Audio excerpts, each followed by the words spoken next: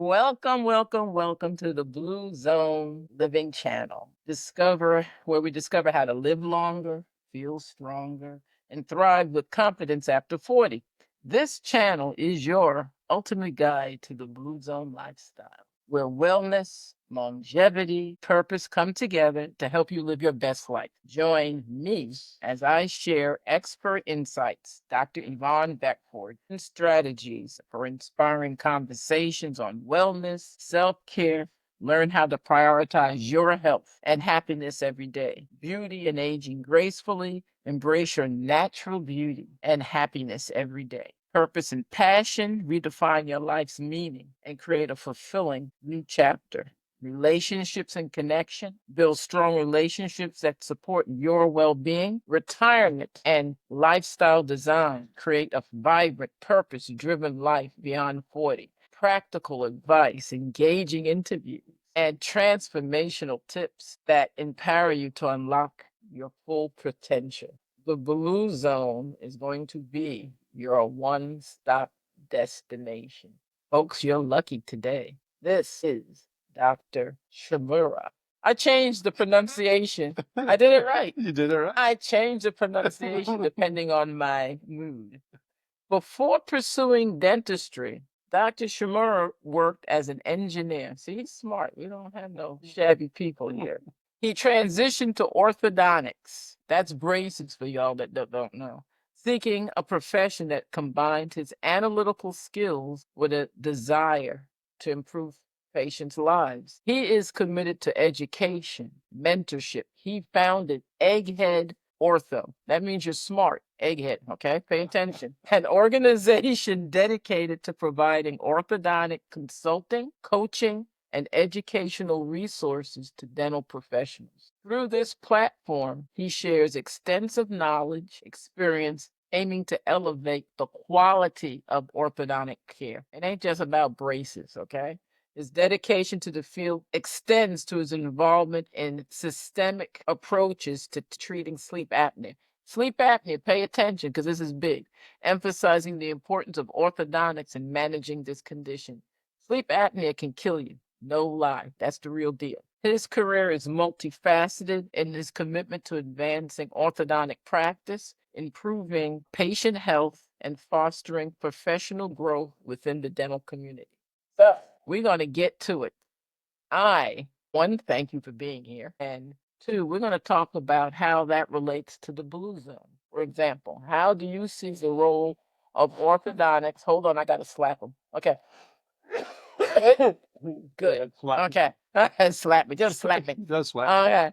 How do you see the role of orthodontics, Doc, promoting longevity and overall well-being as we emphasize in the Blue Zone communities today? Oh gosh, Let's see. where to start? Yeah, that's a big question. Mhm. So let me start with some smaller parts, and then I'll go to the big one. From a smaller part, just being able to clean your teeth better is huge. Yes. Because there's a lot of infections that happen in the teeth that are then related to things like heart attack and a whole bunch of systemic diseases. However, that's not the big one is sleep apnea. Yes. And you mentioned it can kill you. It will kill you. Yeah. It will kill you. But if killing you in the long run was a motivation for people, nobody would smoke. Sure. And they Good smoke. point. Good point. Very good point. So what it's going to do is degrade your daily life. Incredible reduction in quality of life is really devastating. I've had sleep apnea since 2006. I've done for me pretty much everything you can do for sleep apnea. I've studied it. I've taught about it, particularly with a bias toward what can orthodontists do. And it's actually quite controversial. I've taken a lot of arrows for my stance. But if you think about OSA, all the side effects are the things that just trash your life. And if you look at the Blue Zone, they don't have any of this stuff. Nope. So let's kind of go through one two at a time here. Okay. When you have sleep apnea, it's basically, think about it as obstructive sleep apnea is you try and breathe and something gets in the way. And so your body continues to try and breathe. This is when you're sleeping, right? And you're trying to get air in and trying to get air in and trying to get air in. And eventually your body wakes up. You don't wake up. You go from deep sleep to shallow sleep. But in doing that, that's not a, Yvonne, sweetheart, it's time to wake up in the morning. Come on, honey. Oh no, this is somebody's got their hands around your throat. Yeah. You And get you tricked to go go. into this fight or flight response. So if you look at the blue zone, these people have less stress. With sleep apnea, you have more stress. And this happens over and over Every night. and over all night long. And the scores they use to measure it are how many times do you stop breathing for 10 seconds or more per hour. People stop breathing sometimes 60, 100 times per hour. Think about being strangled 60 to 20, 120 times an hour, and think about the systemic effects. You have, your heart has to beat faster because you have less oxygen in your blood. And in order to get enough to the cells, it has to beat faster. So your heart enlarges. You have, gosh, it just goes on and on. Your body changes how it processes sugar. And so what happens, there's a tremendous correlation between having sleep apnea and being diabetic, between having sleep apnea and having strokes, between having sleep apnea and having high blood pressure. Now, on a day-to-day basis, if you've gone to college, think of your worst possible week, the week when you had so many finals, you barely got enough sleep. And at the end of the week, you're exhausted and you take your last final. And what do? You get home and you crash, right? And generally, you get sick because you're living on cortisol during that week. You're on high adrenaline week. You get done and you relax, you crash, and your body that's been fighting all these infections behind the scenes just relaxes. And then you're susceptible to an attack of a bacteria because your immunology drops in a week. That's not a lot of time. Yeah. So If you have sleep apnea, you never get out of finals week. It's 100% of the time you're in finals week. Yeah. Yeah. And you're having these episodes, your immune system goes down. It's the closest thing to a universal theorem in medicine that I've ever seen. You're joking. Yeah. And so I've told patients and I tried to explain it that Coco, do you mind with recording? All of a sudden the dog is they haven't barked all week. Right. All of a sudden she's howling. All right. Maybe she just woke up from an episode. Anyway, but it's like if you have a cocktail straw and you're trying to drink a milkshake, it ain't happening. That's the old time cocktail. Yeah, the ones that collapse. No, right. The collapse. Yeah, the stirring straw or the coffee straw. That's right. You can't get air. You can quicker live without food than you can without sleep. Can't eat. It's just not going to happen. So when we get back to the blue zone, breathing, sleep, and health, many blue zone populations emphasize quality sleep as a pillar of longevity. What's the biggest misconception about sleep apnea and its impact on long-term health? What do you think that the biggest misconception? I have a thought, but I want to hear your thought. Long-term health? Biggest misconception, like people think it's not like. In other words, it's not that big. I think people think it's not that bad. I'm just, it's a little bit of snoring. It's not a big deal. And they don't realize how it affects every system in the body negatively. I mean, I have a fatty liver. Why do I have a fatty liver? Because when I had sleep apnea, it drops the hormone. It reduces the hormone that says you're full. Because there's a hormone that says, hey, you don't have to eat anymore. It increases the one that says eat now. Not only that, you're not hungry for protein and vegetables. No. You want Dairy Queen. You want sugar. You want fast energy. And so what happens is there's a very big correlation between obesity and sleep apnea. Now, I've lost 100 pounds. Oh, go with your bad self. That is incredibly difficult, but I had to treat the apnea first before I could even do that. Because if you think about it, if you're not getting quality sleep, you're also tired. You don't want to exercise. Plus, you've got this food thing going on. So I think it's the biggest one is it's no big deal. I sleep fine. The truth is, you're probably sleeping long. You're just not sleeping well. Not quality. You're not getting into that deep REM sleep, deep and REM sleep. That is where all the restoration of your body happens. And that's when you're rebooting your computer. That's a real good for the everyday folks that are not science based. Just in and of itself, telling me that you will lose weight if you can sleep. You know, the hormonal Well, connection. You will. I mean, you will. Like, you your appetite. end up actually, yeah, I guess you will. Yeah. You still have to impose your will on Oh it. yeah, yeah, But yeah. the But reality really, is, yeah. it's almost impossible when you don't address There it. you go. There you go. And when you address it, now that possibility is there, and you'll frankly probably start walking more. You'll start climbing stairs instead of the elevator. You know, things you don't even think about doing, Right. you'll do. Now, as a more than experienced orthodontic, mouth breathing versus nasal breathing is often discussed in relationship to sleep and longevity. How does orthodontics specifically influence breathing patterns, and why is nasal breathing so important as opposed to mouth breathing? I'll do the second part first. Okay. Nasal breathing, there's a number of things happen when you breathe through your nose. Number one, when you come in, you've got all the cilia and all the hairs in there, the ones that are irritating and growing. Those are there to filter out particles so that when the air gets to your throat and to your lungs and to your tonsils, it's relatively free of particles. Second thing that happens is when you breathe through your nose, nitric oxide is extruded out of the turbinates, the bones inside your nose, which is bactericidal. So it sterilizes the air. The third thing is it warms the air. If you're breathing through your nose, well, let's go the other way. If you're not breathing through your mouth, or if you're breathing through your nose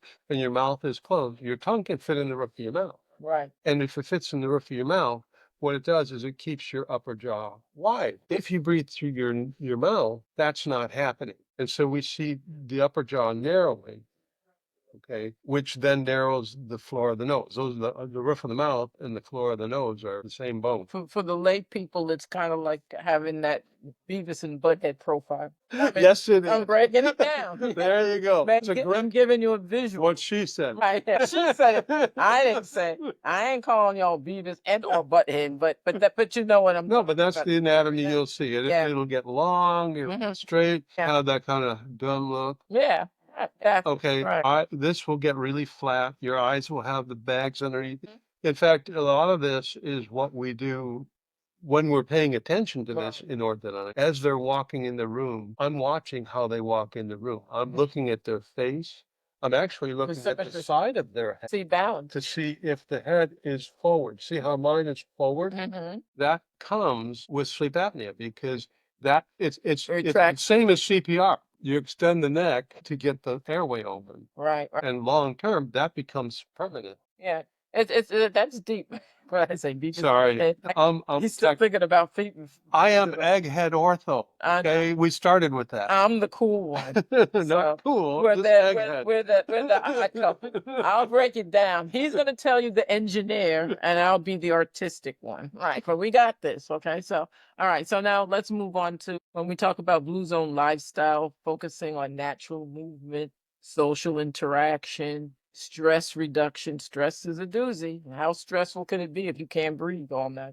How does oral health, particularly jaw and airway development, intersect with these principles? Because that's your field. That is my field. Yeah. So it is so controversial. And here's the problem. Everybody's looking at a different thing. It's sort of like the old story of the 7 blind men and the elephant, and they can't see the elephant. One of them's got a hold of the tail. Elephant looks like a right. One's got a hold of the leg. Elephant's like a tree. One of them's got a hold of the ear. The elephant's like a fan, right? And they're all right from what they're looking at. Okay. Forgot about that. Traditionally, in fact, most people still measure the width of the upper jaw by the distance between the upper teeth, which is silly, but it was all we had. We now have the capability of actually measuring the jaw itself independent of the teeth. And because we're not, then we can't even agree on how to measure where we are. Some upper jaws are narrow, but the teeth are tipped out, and so they compensate. And so, oh, well, we don't need to widen it because the teeth aren't in crossbite. No, they are, or they would be if they weren't decompensated. It's a huge deal on that part of it. Yeah. And then you start to say, well, what's your treatment plan? Even we can't agree on what expansion means. Yeah. If you're in if you're in the general dental world, a good portion of them will widen they say we're widening it, and they're really clipping teeth. Yeah. With the palatal expansion. But a palatal expander will actually widen the upper jaw, Right. right? And then you tip the teeth the other way, Right. okay? Because and what happens is by getting focused on one thing, you lose something else. The bite goes funky, or the aesthetics goes south because of that. And so one of the things I put together is complete orthodontic. Let's look at the airway. Let's look at the bite. Let's look at the aesthetics all at the beginning and put them all into the treatment plan. Right. So in other words, look at it. You're building a house, not a room. That's right. That's a great way to say it. Oh, I'm getting smarter as I get older. Okay. Yeah. Yeah. Right. Smart. Right. No. Yeah. But that's When did you go through dental school? we've been dentists about the same amount of time, to tell you the truth. Yeah, we have, but you had a harder road to dental school than I did. Don't let them know. I'm just not making it. It was all easy. I just showed up. Anyway, so on that same part, in blue zones, it's focused on prevention rather than treatment. So with that being said, what steps can parents do early to ensure children develop healthy airway structure and avoid sleep apnea later in life?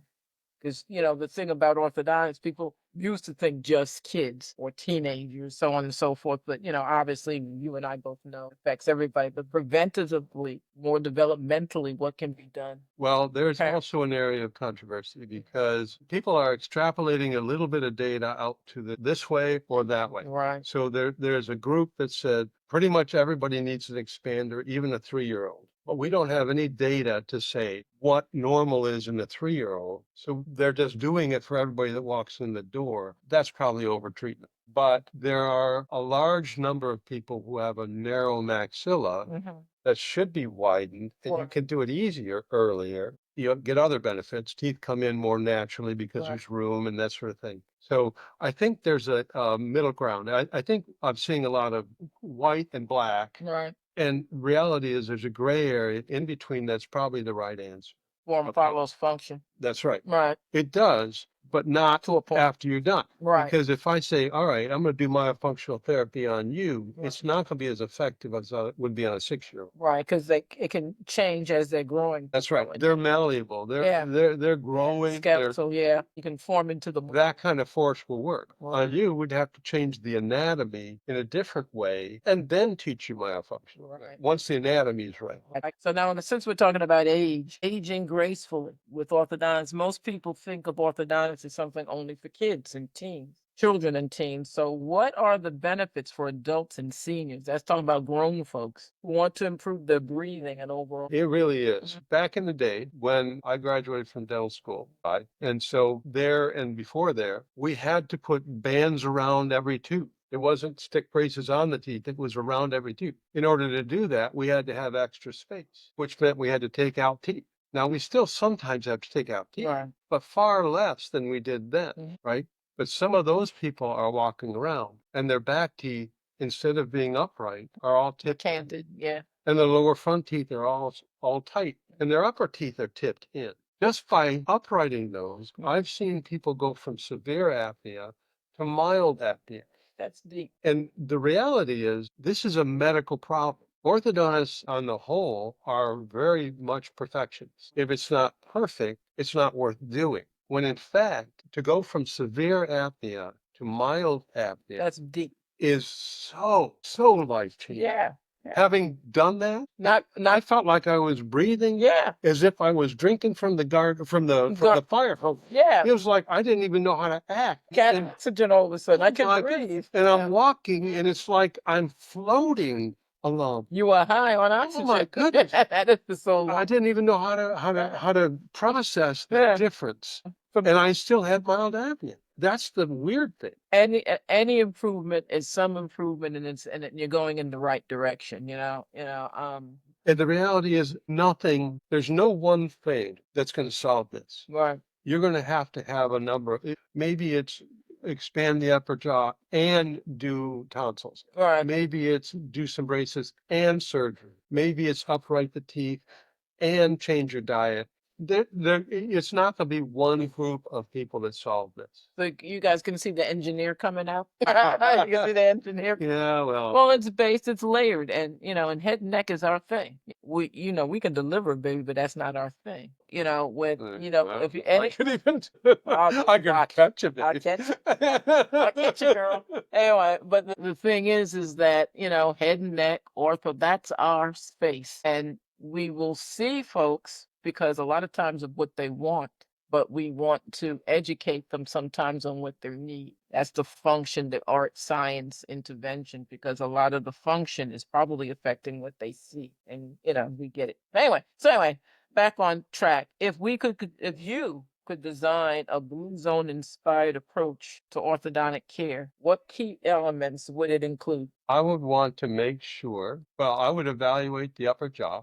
Absolutely. I would evaluate the tip of the teeth. Well, I would evaluate sort of the tongue space. That's an oversimplification. But I want to make sure teeth are upright and they're not impeding the airway. I would want to make sure they could put their tongue in the roof of the mouth. I would want, maybe I'm not answering your question. No, you are, because when you Okay. talk about the tongue hitting in the roof of the mouth, that's when we get into tongue tie, right? The palate doesn't know if you don't put the tongue in the Exactly. mouth or if you can't put the Right. tongue in the roof of the mouth. And then when we talk about babies and stuff with the latching, Yeah. positional of the anatomy is important every which way. You're not going to be much of a breather, period, We if used you to can't. do that. We used to do that for infants. We would Exactly. release the tongue tie Exactly. so that they could latch. Right. So the Yeah. structure is important. All right. So with all that information, how can professionals, because we're constantly learning, that's why it's called the practice of dentistry, the practice of medicine, the practice of law.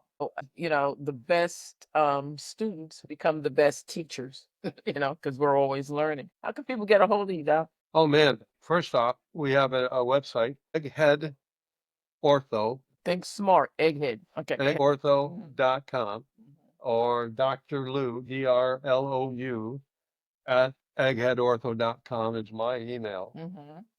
Honestly, I think it would be interesting to people, if they're concerned, have their dentist or their orthodontist send records. Yeah. And I'll work with them and help them see the things that I see. Yeah. There's a whole battery of things that you can ask. I mean, you already asked them.